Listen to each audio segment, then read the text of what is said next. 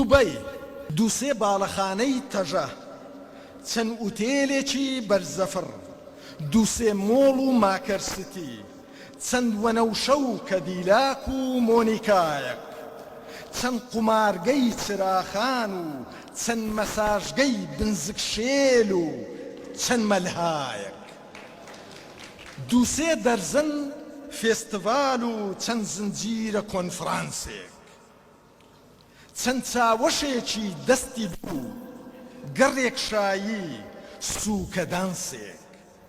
چیتر ماوە؟ موچە نەبڕێ لە بەغداوە. چیتر ماوە؟